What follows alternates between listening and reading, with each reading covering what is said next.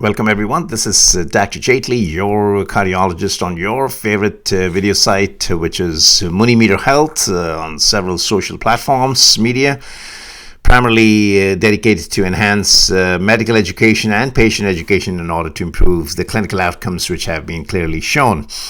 Now, obviously, this has been my deepest belief, and I personally feel that the more the patient is educated about his or her illness as well as the health, the chances are you'll have a better adherence, better compliance, more understanding of the tests, etc., and of course the therapeutic options, the prescriptions, and what have you, and so on and so forth, including the follow-ups and attendance to the clinics and falling to the doctors will be all more regularized in the setting that the patient will only get better and understand the health and illness much more comfortably.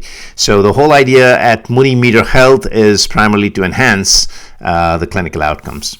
So without any further ado, I'd like to delve into the subject matter. The short video here today we are going to be discussing about is what are cardiac tumors.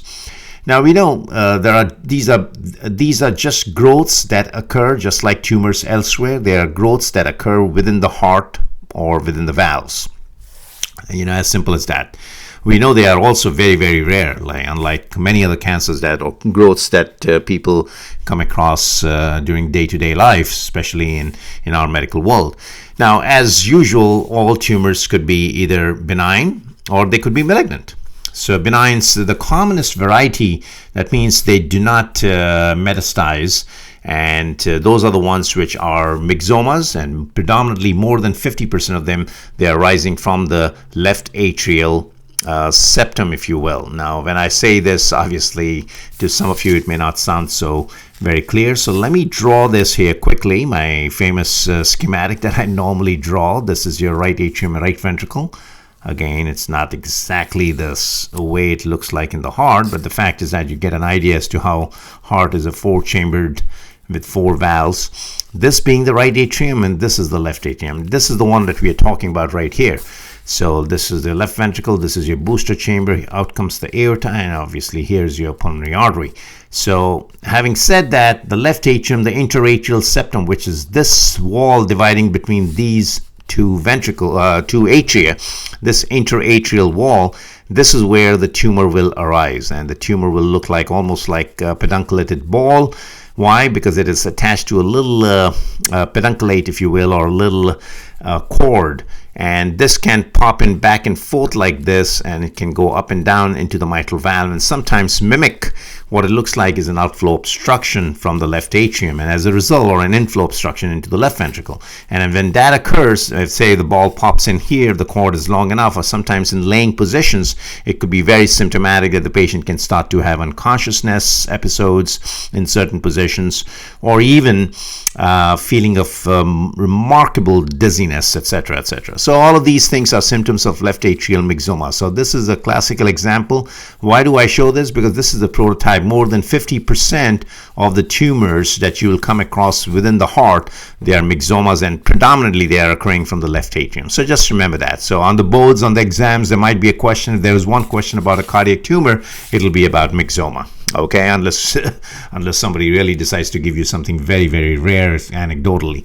But myxomas, I think there will be a question perhaps on a myxoma, especially for the cardiovascular boards or internal medicine boards. But the differential diagnosis here will be mitral stenosis, because you'll have a classic diastolic murmur, and you may have symptoms of shortness of breath and chest pain.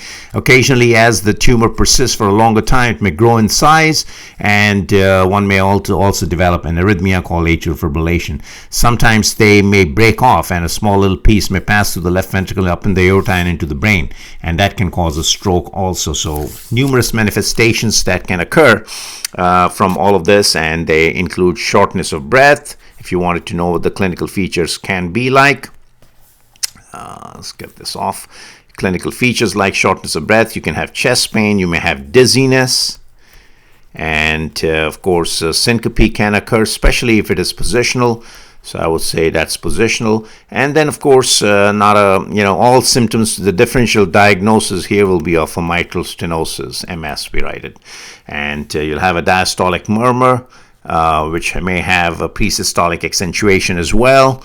And that is very typical of this myxoma sitting on the left atrium. Having said that, now there are numerous other benign tumors that can occur, like lipoma, for instance, or maybe a fibroma that can occur. But these are very, very rare ones, and they are the other 50% of the benign tumors. As it is, it's so rare to begin with. 1 in 100,000 perhaps patients you'll come across a myxoma. So now the malignant sarcomas are, amongst the malignant sarcomas are very, very prominent. And then, of course, you have fibrosarcomas, liposarcomas, and hemangiosarcomas that can occur. So these are all various sarcomas that can, affect. Then you have pericardial cysts that can develop as well. And some of these tumors are very, very benign, but then you may develop pericardial sarcomas as well within the endothelium, and that can occur. Now, most of these, as I said, they are primary tumors. So benign are, these are primary tumors like the myxomas, because these are the tumors that are occurring from within the heart. Now, there are tumors that actually metastasize from other parts of the body, and commonly they come via the venous route or the hematogenous route, the blood route. The commonest are the breast, lungs, kidneys and adrenals and liver, because directly through the vena cava, inferior vena cava, and colon and stomach as well. Now, breast and lung can also go from continuity, because you may have, like if you have the chest here, I'm just drawing a schematic of a chest here, for instance, and the heart is right here with the apex towards the left. And so this being your heart, and if you have a breast tumor here or a lung tumor here, that could just metastasize directly to the pericardium. So that can also occur directly by continuous spread through the lymph nodes, or even just by proximity here within the organs, within the organelles. So leukemias and lymphomas, again, they are hematogenous route. They all travel through, and you may have leukemic deposits here. You may have lymphomatous deposits here. You may have valvular afflictions, etc., etc. Now, the clinical features, as I said, they're commonly shortness of breath, chest pain, and dizziness and syncope, and very positional. Now, the treatment is obviously resection. So the only thing that you can really offer to these patients is a resection, and sometimes the patients may be also operated upon by robotic. So do not forget, robotic now is the way to go, which is a minimally invasive surgery, if you will. And these patients, they get discharged early, and their recovery time is much faster, so they can get back to work within a matter of few weeks.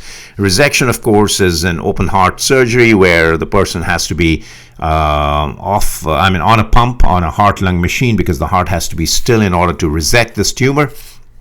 And of course, very importantly, I think as soon as a tumor, especially a benign tumor that's being detected, the prognosis is excellent if it is resected and diagnosed rather quickly. So for diagnosis, you will definitely need an echo.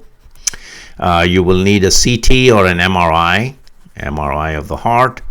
And they are very, very helpful in delineating exactly where the tumor is, what the attachments are, if any, and is it mobile? Are there any fragments that can break off, etc.? So all of these things can be seen. Now, sometimes the fragments can break off and cause an emboli, as I said, and that can go into the systemic circulation. So all the more reason to really resect them rather fast as soon as the diagnosis is made. Okay, so many times again the diagnosis may not be achievable for a longer time, because these tumors very insidiously grow, and by then the patient's age may be 40, 50, 60-year-old, and even though the tumor may be persisting for a long time, so until somebody gets an echo, and that's when sometimes it's coincidentally found out just by atypical manifestations of other reasons why the patient was presented to the doctor anyway.